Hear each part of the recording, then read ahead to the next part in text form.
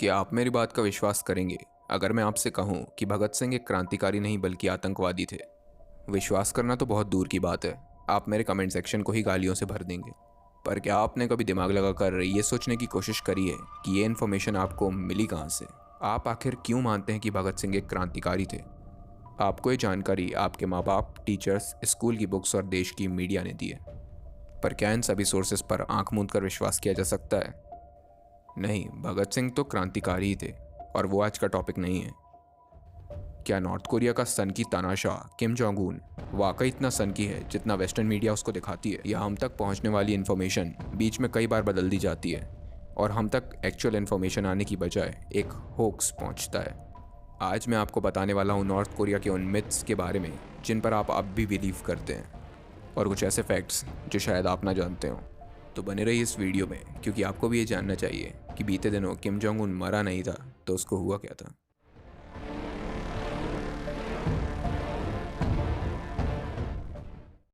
Myth number 5, North Korean people can't go to other countries. बहुत से fact channels और news media ये बताते हैं कि नॉर्थ कोरियन सिटीजन्स को अपने देश से बाहर निकलने नहीं दिया जाता है, पर यह एक मिथ है। नॉर्थ कोरिया के कैपिटल प्योंगयांग से चाइना के कैपिटल बीजिंग तक एक डायरेक्ट फ्लाइट चलती है जो 2 घंटे में आपको चाइना उतार देगी। यहाँ पर नॉर्थ कोरियन सिटीजन्स अक्सर विजिट करते रहते हैं और आप बीजिंग से दूसरी फ्लाइट लेके किसी दूसरे देश में भी जा सकते हैं। तो आप नॉर्थ कोरिया से डायरेक्टली बाहर किसी देश में नहीं जा सकते, पर नॉर्थ कोरिया से आप डायरेक्टली चाइना में जा सकते हैं और वहाँ से कोई फ़्लाइट लेके दूसरे देश में जा सकते हैं। पर हाँ, इस बात का ध्यान ज़रूर रखिएगा कि आप किसी भी देश में जा रहे हैं, आप कितने समय के लिए जा रहे हैं, ये नॉर्थ कोरियन गवर्नमेंट को पता होना चाहिए। और अगर आप उतने समय के अंदर नहीं लौटे तो वो लोग आपको पकड़ के वापस ले जाएंगे। नॉर्थ कोरिया के कई सिटीजन्स चाइना, जापान, यहाँ तक कि यूरोप जैसे देश में भी भाग के छुपे हैं, पर नॉर्थ कोरिया की गवर्नमेंट उनको किसी न किसी तरीके से पकड़ कर वापस ले ही आती है। साथ ही नॉर्थ कोरिया के कैपिटल प्योंगयांग से चाइना के डेडोंग शहर तक एक ट्रेन भी चलती है जो 6 घंटे के अंदर आपको चाइना तक पहुंचा देती है। मिथ नंबर 4, नॉर्थ कोरिया और चाइना दोस्त हैं। यूएस और वेस्टर्न मीडिया अक्सर ये दिखाने की कोशिश करते हैं कि चाइना के जिनपिंग और किम जोंग उन के बीच बहुत गहरी दोस्ती है, बट रियलिटी तो यह है कि दोनों ही देशों के बीच में कुछ ट्रीटीज साइन हुई हैं जिसकी वजह से ये दोनों देश आपस में ना लड़ें, क्योंकि इन दोनों देशों का दुश्मन एक ही है, अमेरिका। ये वैसा ही होगा जैसे कल को चाइना, इंडिया और पाकिस्तान दोनों पर एक साथ आक्रमण करने का प्लान बनाने लगे और उसके लिए इंडिया और पाकिस्तान को एक साथ होना पड़े। इसलिए नॉर्थ कोरिया और चाइना के बीच में बहुत ही टॉक्सिक रिलेशंस हैं। ये बस एक बिजनेस डील की तरह अटके हुए हैं। Myth number 3, command economy. दुनिया भर की मीडिया किम जोंग उन को एक बहुत ही बड़ा खलनायक साबित करने के पीछे तुली रहती है। वो बात अलग है कि यह वाकई एक सनकी तानाशाह है, पर कई बार मीडिया बढ़ा चढ़ा कर कह देती है। वेस्टर्न मीडिया हमेशा ये बताती है कि नॉर्थ कोरिया में कमांड इकोनॉमी है। कमांड इकोनॉमी का मतलब है कि गवर्नमेंट ही सभी हॉस्पिटल्स, स्कूल्स, रेस्टोरेंट्स और बाकी सभी चीज़ों को ओन करती है, और सभी फैक्ट्रीज़ को भी। यहाँ सभी सेक्टर्स पब्लिक हैं और आप अपना प्राइवेट बिजनेस नहीं बना सकते।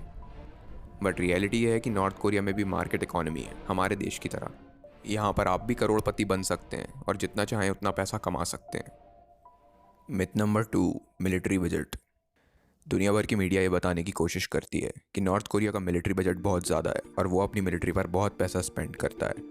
बट रियलिटी तो ये है कि नॉर्थ कोरिया का मिलिट्री बजट कुछ ज़्यादा नहीं है, बस वो अपनी जीडीपी का बहुत बड़ा हिस्सा अपनी मिलिट्री पर खर्च करता है।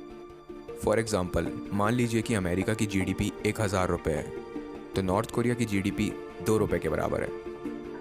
अब अमेरिका अपनी जीडीपी का 3.1% मतलब 31 रुपये अपनी मिलिट्री पर खर्च करता है, और नॉर्थ कोरिया अपनी जीडीपी का 31% मतलब 0.62 रुपीज़ खर्च करता है। इस हिसाब से नॉर्थ कोरिया अपनी जीडीपी का 1/3 अपनी मिलिट्री पर इन्वेस्ट कर रहा है, पर 0.62 रुपये में और 31 रुपये में ज़मीन आसमान का फ़र्क है। इसीलिए नॉर्थ कोरिया अमेरिका से तो दूर की बात है, कभी भारत से भी लड़ाई नहीं दे सकता, क्योंकि नॉर्थ कोरिया अपनी आर्मी पर जितना स्पेंड करता है वो साउथ कोरिया, अमेरिका या जापान के कंपैरिजन में 2% से भी कम है। ये इतना उचकता इसलिए रहता है क्योंकि इसने न्यूक्लियर वेपन बना लिया है। पर बस न्यूक्लियर वेपन बना लेने से कोई देश मिलिट्री में ताकतवर नहीं हो जाता, क्योंकि न्यूक्लियर वेपन तो पाकिस्तान के पास भी इंडिया से ज़्यादा है। और कहाँ नॉर्थ कोरिया के पास 10 न्यूक्लियर बॉम्ब है और अमेरिका के पास 7200। तो वेस्टर्न मीडिया नॉर्थ कोरिया को जितना बड़ा खतरा बताने की कोशिश करती है, एक्चुअली ये कुछ भी नहीं है। Myth number 1, Kim Jong Un is dead और अलाइव। पिछले दिनों मीडिया ने खबर फैला दी थी कि Kim Jong Un brain dead हो गया है। इस खबर पर हर किसी ने विश्वास कर लिया था, 3 हफ्ते तक किम जोंग उन पूरे नॉर्थ कोरिया में कहीं नहीं देखा जाता है और 3 हफ्ते बाद एकदम से प्रकट हो जाता है। इस इंसिडेंट से ही आप अंदाज़ा लगा सकते हैं कि हमें नॉर्थ कोरिया के बारे में कितना कम पता रहता है, और जो पता रहता है वो सब वेस्टर्न मीडिया से। वो लोग कोई भी खबर बना देते हैं और हमें से मान लेते हैं, क्योंकि ऐसे लोगों की खबर बहुत टीआरपी लूटती है। साथ ही नॉर्थ कोरिया के बारे में कुछ और मिथ्स भी हैं, जैसे ये एक कम्युनिस्ट इकोनॉमी है। एक्चुअली ये थियोक्रिस्ट है, मतलब कम्युनिस्ट से भी गई गुजरी। यहाँ बिना किसी एविडेंस के थियरी के बेसिस पर जस्टिस किया जाता है। साथ ही इस देश के बारे में ये मिथ भी है कि नॉर्थ कोरिया के कैपिटल प्योंगयांग में केवल अमीर लोगों को रहने दिया जाता है और गरीबों को भगा दिया जाता है। एक्चुअली जो लोग सरकार चलाने के लिए ज़रूरी होते हैं केवल उनको ही प्योंगयांग में रखा जाता है, इसलिए वो सभी लोग वैसे भी अमीर ही होते हैं। पर किम जोंग उन को ज़्यादा क्रूर बताने के लिए मीडिया ऐसा कर देती है। अब बात आती है कि किम जोंग उन जैसे सन की तानाशाह क्या कभी नॉर्थ कोरिया से हटाया जाएगा, और यदि ये हटा दिया गया तो नॉर्थ कोरिया की स्थिति सुधरेगी? जी नहीं। जैसा कि मैंने वीडियो की शुरुआत में बताया था, अगर मैं आज भगत सिंह को क्रांतिकारी की जगह आतंकवादी कह दूं, तो आप मेरे कमेंट सेक्शन को गालियों से भर देंगे। उसी प्रकार अगर आप नॉर्थ कोरिया में जाकर किम जोंग उन की बुराई करते हैं तो वहाँ के लोग आपको ही कूट देंगे, क्योंकि बचपन से लेकर बड़े होते तक इन लोगों को स्कूल में कई ऐसी नॉवेल्स पढ़ाई जाती हैं जिसमें किम जोंग उन को एक भगवान की तरह दर्शाया जाता है। इनके माँ बाप को ऐसी नॉवेल्स पढ़ाई गई थी जिसमें किम जोंग उन के पिता को भगवान की तरह दर्शाया गया था, और इनके दादा लोगों को ऐसी नॉवेल्स पढ़ाई गई थी जिसमें किम जोंग उन के दादा को भगवान की तरह दर्शाया गया था।